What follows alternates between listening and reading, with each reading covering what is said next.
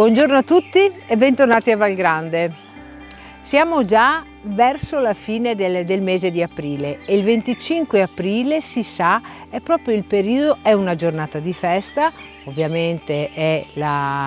una giornata che celebra la liberazione, ma è una giornata di festa infrasettimanale e quando ci sono le giornate di festa si fa sempre qualcosa di molto particolare. Negli anni c'era l'abitudine, durante le giornate di festa, di organizzarsi per fare scampagnate, per fare picnic in mezzo al verde, ma negli anni ancora che furono all'epoca delle nostre nonne, il 25 aprile c'era l'abitudine di andare a fare le passeggiate in campagna per raccogliere le erbe e soprattutto per raccogliere le erbe che si trovavano lungo gli argini dei piccoli fossati. Con quelle stesse erbette poi si confezionavano le frittate che rappresentavano proprio un momento di festa.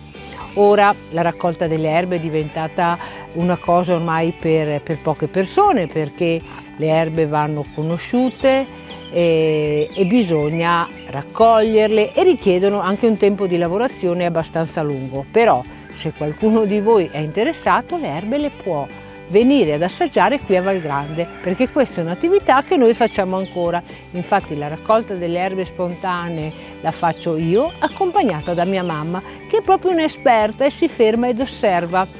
e mi dice: questo si può mangiare, questo non si può mangiare, ma vale sempre il detto che tutto quello che cresce sopra il terreno in linea di massima può essere mangiato.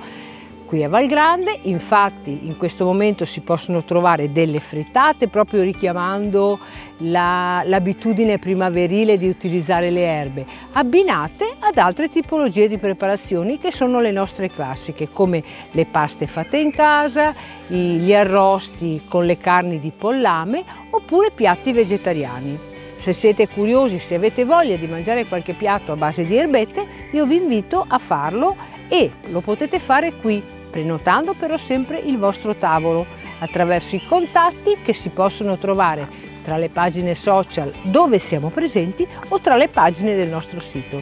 Per il momento io continuo, perché in questo momento è proprio bello passeggiare, e vi auguro una buona settimana. Ciao!